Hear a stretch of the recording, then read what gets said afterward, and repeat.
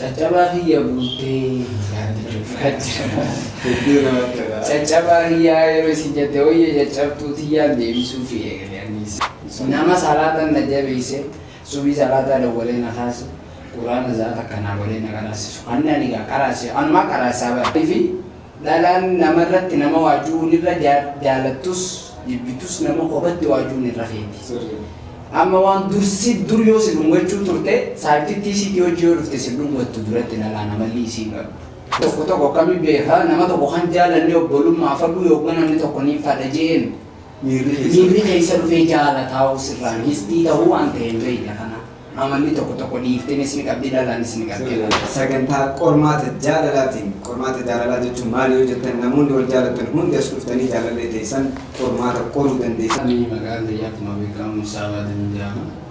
Namni nan qoruu dhufees nama jaaladhu kana jaalatu namaan ta'e amanuu kan namalee nama birootti jinaasa hojii jaalallee biyyaa bakka seehanii jedhanii. Yoo jaalallee qabaatte maqaa isaatii fi biyya inni jiraatu nuu himi. Inni Harar jiraata. Ayyee maqaan isaa too? Maqaan isaa Nabil. Nabil Jaama? Sirriidhatti ifa baafattee? Nabil Jaama. Bakka meeqa jaalalleen kee kunis nu biratti argama akka Nabil tahee fi akka nama biraa tahee wajji wal barime. Okay, hayyee. Ayyee. Hello.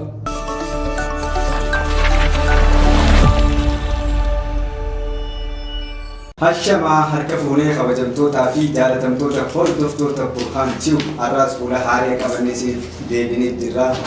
Sagantaa qormaata jaalalaatiin qormaata jaalalaa jechuun maali yoo jettan namoonni wal jaalatan hundi as dhuftanii jaalallee teessan qormaata qoruu dandeessan yookaan qoruu dandeessaatis dhadhalaadha.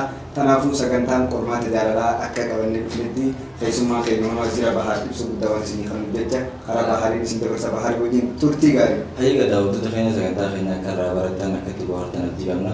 Osoo dhuma qormaata ittiin seeniin duratti muuxannoolee jaalalaa kan qaban takka gaafanne Samboda gamoon qorootitti dabarraa jechuudha. Duraan dursa beekamaa kan jedhamu. Maqaan eegaa hin beekne. Ookee, hedduu galatoomi. Asitti nu argamu keetiif dura maqaa keetii fi nama qoruu dhuftee nuuf ibsi osoo kallattiin isaaniitti seenuu dura. Carraan akka nu galatoomaa jechaa ni maqaan biyyaa kuma beekamu Saabaatiin jedhama. Namni nan qoruu dhufees nama jaaladhu kana jaalatu namaan ta'e amanuu kan namalee nama birootti jinaasa hojii jaalallee biyyaa bakka seehanii jedhanii. Amataa fi cinaa wajji deemnee jirra hangaadha. Hayyeegaa nama kana wajjiniin hagam takka wal jaalattan yookaan hagam takka wajji turtan nama wal jaalattu kana wajjin yeroo dheeraa namuu gabaabaa. Yaa jaalala jechuun ni beekama gaaya nama tokko yeroo jaalattutti gammachuun inni siif kennuus gammachuu akka nama dhageemu gaddi inni siif kennuus gadda addaa waan ta'eef gammachuu guddaa waliin qabna nama kananii jaalala jaalataa si nama kanaan sanii yaa akka addaan na jaalata nama biroo ka jaalatu natti hin fakkaatu. Egaa nama kana hedduu malee baay'ee isaa ibsee jira. Okkee jalqabarra akkaataa barnoota keessaniitii fi kana nuuf ibsi. Samboda gabaabsitee seenaa keessatti akka nuuf ibsi.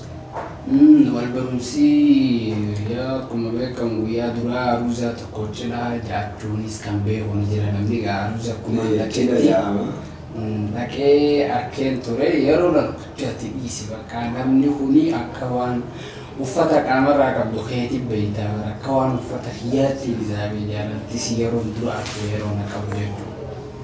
Ana nama kana yaaliin godhe baruuf tattaaffii yeroo godhu isiin abbaan qabdu baay'inaan yeroo dheeraa galee ejjeetii silkii yeroo sunitti gaa'eteena siinu ni jiraan dhufadhee bakka suuraa akka jalaatiin suuraa kaasaa bakka kaameeraa yeroo sun inni bareeddii fokkotaan jenne haafachumarraa narra qabdee na dhokattee firrifadheetiin dhaabbadhee masgiisiin na dagatte jiyaan yaade itti qabee anumaa kaafatee naa gartee kana isii hette rifaatuudhaanis kute niitii yeroon jee isiin na dura baatee namni gaggeessu jiru maqaasiitii fi kana nama gaafadheetii namni sun naa himan malee lakkoofsan harkanne yeroo sun keessatti argachuu hin dandeenye yeroon isii duuba deemu nama tokko wali gufachuudhaan sababaan isii jala jedheeru nama wali gufadheen kanaan illee wallolee bakkatti illee rabbashee jechuudha. Aarsaa hedduu kafalte Aarsaa hedduu kafalee isii tana bahuuf harkachuun qabaa yaada jiru yeroo jala gabba'uun fagaattee jirti jala deemuufis yeroon illee jala deemeetiin achiin karaatti adda baane gorree yaa ugalte. Yeroo sanitti jala deemuu malee dubbiste moo laaltees maa adda baatan? Yaa dubbisuuf hin harkanne osoo dubbisee gammachuu yeroon harke sun gammade daran takka kan gammadu. osoo isin siin dubbachuu Osoo na dubbistee dubbisee si jaaladha si jedhee tokko si jaaladhaan inumaati qoomi bakka naa isii qabaa yaada jiru hangan takka sammuuti miira sammuu hiyyaatti hime. Halkan suni fatira fuullee dandeenyee ganda keenyaanii saayii baay'ee bira dhaqeemaaf gammachuu tana ibsachuun qabaa. Gardallee ta'u nama kana bahuun dura saayii hiyyaana wajjii waan kana harkuu qabaa jee gad dhufee saayii baay'ee bira seenee asaddeet yeroo nan halkan dhaabbadde bakka. Saayii baay'ee irraa dhiisi maal jeekaan siimuun beeku bakka jaana nagaree dhufe yanarra dhiisi inni firaachiisaa qalbii na godha taakkan. Sette agarte abuzatti nagari jaalanis abuza kamitti agarte abuza ganda henya tokko mucaa dhiisimenarra hay taakami barakkanatti kana maqaasii yeroo kana maqaan dhagee kanaa irraanfadhe isaaf himuuf maqaa kana irraanfadhe isaaf himuuf akkam jee isaaf haa ibsuu bakka nama qaama qabu dheerinaas hin qabne gabaabinaas hin qabne magaala fuulaanillee magaala shukulaataa jidduu tanaa ganda kana jannaan lafaa ol ka'e ganda bakka kanaa yeroo nan jiru dhaabbate beela naa deebii beekegaa bakka maqaasii qofa na eeggachuu jira. Ganda kanaa bakka kanaa innan ol dhaabbate jechuu yeroo sun maalitti irra deebiime isin takkanaatii miti ijaaban uffattu akkanaa miti jechuudha. Bakka jeebbisetti guute maqaasii yaadatu yoo siman yaadatta abalu jaanii naanii jaanii hoggaanaan jiru. Harkattee jeen akka nama waan inni kun isii tanan nageessee bakka naafixettiin isaabe yeroo naa himu naafixee gaa bakka saayibni fe'aatumaa bara naafixee nama sun naafixaa jee yaade lakkaanuu isaa fi isii iddoo xiqqoo hariiroo jaalala waan jedhamu jira na fakkaate waan biroo ta'uu danda'a. Namni tokko kami beekaa nama tokko kan jaalanne obbolummaa fagoo yookaan namni tokko ni fadha jeen miirri keessa dhufee jaalataa sirraan histii ta'uu waan ta'een beeyna kana amalli tokko dhiiftenis ni qabdi dhalaanis ni qabdi gara lachuutti jira kana yeroo kanaan bakka inni muudii qabachuu isaatiif ni jaaladha akkamitti oomishoo kana dheetii kana manni ajajuu tokko najjee aanatti injiinii isin jaadhu kan bakka aayina fiqirnaa ta'uu danda'u hin jee namni teeti silaa beere wayi ilaala teetitti hin beeku atis na dho'ifattee mi duraanis aayina fiqirnaa taate aayina fiqir firraa balleessuu ni dandeenya aayina fiqirnaa taate kanaafuu dhiisuu ni dandeenya saayiba kiyyaayyaadinii maal jeen tasgabbeessuu yaanii godhe guyyaa waan ooleen qabu muudii qabachaa oolee galgala dawwalee fisiif dawwalee anaa dawwalee wal gubbaan naqe muudii isii tanaa gaadhiiraan maani beektaa nama jaaladhu nanii maarree dhala si malees takkaa jiraami irratti qabachuu yaalii godhe osoo nan dhaga'uu jaalaan na naqee yeroo kanatti ammiira kophaa keessa galee addee bareeddu garuu namni akka feetee kan akka xiyyaa kan osoo ati quban qabne akka barbaada keessas ta'ee hanga arraarra koo meeqa keessa sababa keetii yaa'ii meeqa keessa biyya osoo jiru ati kana akka muunis rakkabtu kamitti jechuun eegalee yeroo sun isinis sagalee dubbii nan jeen tana sarchi goote isaa dhaga'uu isa gubbaan jedheen inni yeroodhaan namni jaaladhu ganda kana inni nuuni beeka Musaabuni beekaa jeen yeroo sun jechuudha. Silkii aada keessa osoo jirtanii. Aada keessa osoo jirru akkasii musaabii ni beekaa jettee abbadeetti kana yeroo nan ibsu lakkoofsa keenyaa himee dhufe. Achumarraa. Harma inni aarsi godhe. Hidhageas. Hedduu ajaa'iba. Amma nama kana aara isaatiif jettee jennamoo isa jaalattee jenna. Yaa wanni isiin jetteef aara isaatiis takka aara isaatii lama. Osoonillee itti aaree anarratti jecha kana jechuun hin qabu ture. Maaliif dhalaan namarratti nama waajuu irra jaalattus jibbitus nama kophaatti waajuun irra feeti. Amma waan dur yoo si dhungachuu turte saayititti isiitii hojii yoo dhufte si dhungatu duratti dhalaa namalli isiin qabu. Kopummaa feeti isiin. Yeroo kanas sila ana baasee inni isii qofaan waan fade jee hii fudhattiifiinis ni araaramtiif jettee ni yaadda. Narratti yeroo jiru ati kan dhiirti akkas jettee yoo je'een illee wahii beekti. Yoodee yeroo suniif bakka xiqqasho waan jiru niirri namanni dhagayama. Ani immoo maaliin godhanii qaaleeyse illee takka kan buunee gaachaa hin cabne yoo eegdeefi takka darbaa deemtu tan turraa.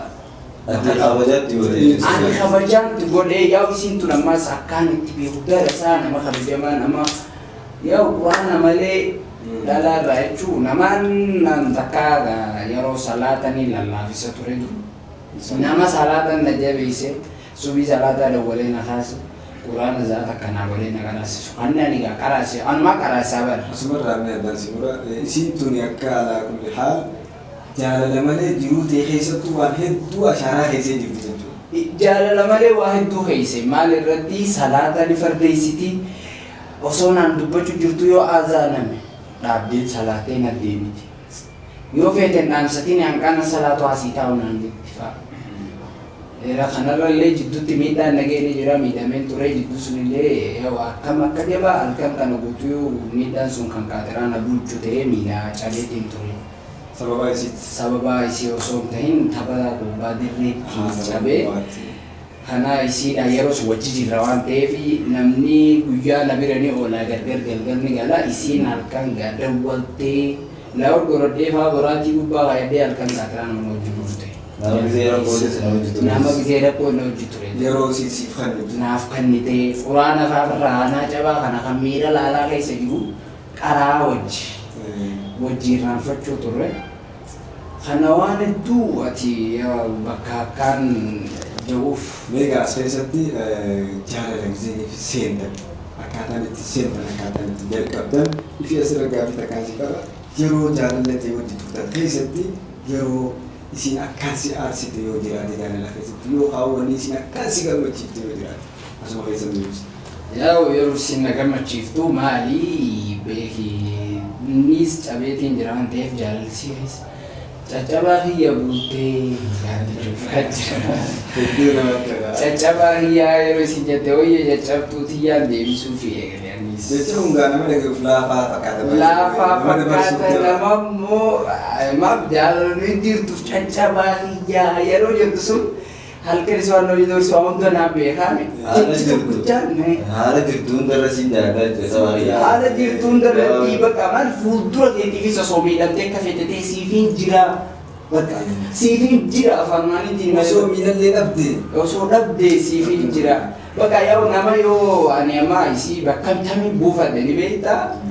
Yeroo sunitti amma kaniif fayyallee gaafa kaan teekisti yeroo naa gootu.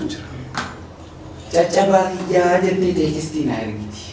Waan akka laalu maaltu na dhagayama. Wayya caccabtuu tiyyaa maal bakka yeroo duraatti fati jaalala yeroo jaam kana dhalaan siin jaaladha siin jettu waan beeku qabdu amalarraa. Si jaalachuu keessa miira biroo keessa ni galti garuu siin jaaladhaa jettee sitti himachuu ni ulfaataa fi kan baafatu. Siin jaaladha yoo ati jetteen misi. Hayya seenaa keessatti hedduu namatti tolan waan hedduu nama hawwisiisu waan namni jaallatu yeroo amma nama kana waliin jirtu ammoo haalli isiif jirtu nama nama hawwisiisu nama jaallatu jaalala keessatti namatti uffisanii jiramu akkam. Jaalalli akkamatti uffee jira. Ammallee yoo hanga binti walaasinellee jaalala fayyadamee jira. Ammallee na jaalatu. Yeroo keessa deemu jira. Egaa gaaffiisii kana wal jaalatan taate egaa akka tokko wanni ati kuteefisa isii kana qoruudha. Sana dhaabbanni nuti ammaan taanee isii kana daballee fi gaafa jaalala isii osoo maqaa kan himne jechuudha. Yoo deemee deemtee akkasitti isiin tun ammallee si jaalatti nuti isii qabaafannaa jechuudha osoo qormaata akka Egaa bakki itti deemu jiru daqiiqaadhaan barra jedhu sun waan hedduu malee nama wanti jiru abdii qabda jechuudha akka siif himtu gaafa. Malee akka dhiira biroo namni abdiin qabatu. Egaa gaabbilee kan kanatti dhalasiisu Dhalasiisin himuudhaaf du'a sagala. Egaa daawwattoota jaldeessiinis gammataa sirriitti faaraa akka carraatti itti haasoftu. Amma yoo nama bira haasoftu jiru yaaba. Namallee naasoftu yoo haalatee afraa ta'ee malee nama akka nama biroo naasofne ni beeka. Egaa yaallaa fi Ana malee nama carraa siyaasatu jennee yaadda carraa akkasiif Yeroo jiru. akkasuma qormaata akka lammaffaa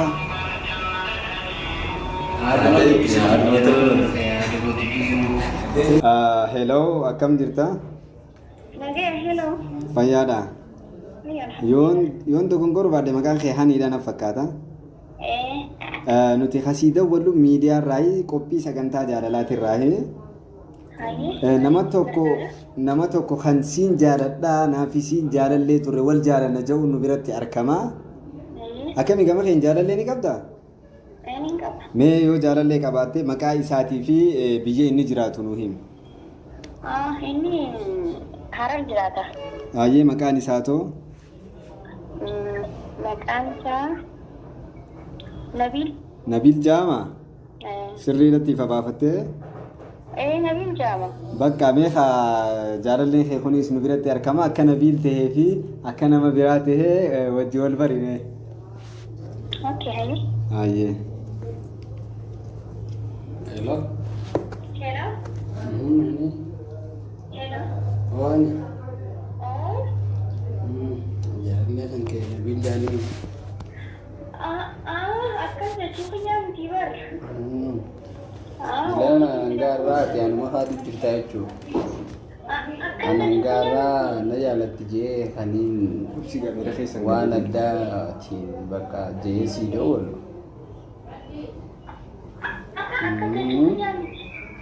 Rakkoon qabu ofirraa baruunis waan gaariidha. Rakkoon qabu hangaarraa miidhamuu dhumaatii miti. Miidhameesi garuu. waan jiru ati obsi akka dhiiraatti jabaadhu waama nama mudataati akkana jee yaadeen turre bakka mee deebistee jirti suutatti wajji walii galeemme mee egaa hordoftoota keenya isinis gammata jaalalleen keessan gisee akkanatti isin kaaddu nama dhiba Nama jettee. Ya bara kan jechuun kiyyaa miti warri amma kana sochiin deebisee nagaa fate kun yoo asii godhan jee bara kan akkas deemalee si malee kan jaalatu qabu. No, jechuun ani miira keessa waan addaa akkaataa isaanitti na gaafataniif akkaataan ati itti deebistee maa kuni rakkoon qabu ammas firraa baruudha waan akkanaa nafirraa si bare kana sin seene hangaa mataa ammaa kanas jaallachuu hiyyaa. Haa ta'u garuu hiyyaa ifa gareetiin jira. Arra firraa baree rakkoon qabu. Kan waliin uumaaf jaalalli na gooteema. Wanti kun beekee uumamaa mudatu waan jiru namnis ammaatis kan amanamne turre jechuudha. Keessaafu dubartiin namni isaan du'aa wajji haasa'an ni xiqqaate jedhee tarii namni sadifaan jiraachuu mala. Skoortaa jaalallee jira. Kanaafuu hubama jiru rakkoon qabu barnoota ammas yeroo jalqabaatiif akka dhugaan nama jaalattee qalbii ta'e namatti kan abdii nama murrachiisa beekte hundaafuu namni kan dhugaatii fi kan sobaatis wal keessa jira. Kanaaf jaanis abdii muruu miti namni dhugaan isa jaalatu kabiraa kan inni maqaa isaanii miillee jiraachuu mala. Kanaaf jaanii waan abdii muranii miti rakkoon maal jaan seeta wanti keessatti makmaaksaa jiru Oromoon tuni waa hedduu keessa tajaalatu abbaa beekaa tan fuudhumoo rabbii beeka waan jaamu jira. Kanaaf ati isii dhabdeef qooda kee dhabdu jechuudha. Kanaafuu waan rabbi si kaa'ee jiraa fi isin tun wahiin sirraa kutte jennee yaadna nuti gizeenii fi balaan laalu gizeenii fi sii qabeenya qabu qabeenyi kee barbadaawee alhamdulillah jechaan maaliif balaa sitti as deemtu sirraa hambifti. Kanaafuu ati sabbarii akka carraa jaalalaa kana caalaa harkattullee siif hawwina du'aa illee siif goona hordoftoonni keenya illee koomentii irratti mee waan siin ja'an. Koomentii irratti isinis yaada keessa nuuf ibsa qophiin kunis akka itti fufuu fi akka kaan koomentii nu godha. Har'atti akka jennee eegallee jira yoo jaallattan kutaa lammaffaa sadaffaa walitti aansinee. Warroonni jaalallee teessan qormaata kaayuu fi akka fakkeenya musaab kana barbaadan yookaan dhalaan jaalallee isii qormaata kaayuu fi barbaaddu asirratti diskiripsiina jala lakkoofsa bilbilaa karaa teelegiraamaa isin geessu isiniif keenya yookaan toora bilbilaa isaanii bilbiltanii yookaan immoo teelegiraamaan nu quunnamtanii wal qoruu dandeessan jechuudha. Kanaafuu sagantaan teenya kana fakkaatti baharti. Hedduu galatoomaa viidiyoo kana laayik godhaa, sheer godhaa, sabskiraayib godhaa. hanga qophii keenya kan biraatti walitti deebinutti nagaan turaa isiniin darba.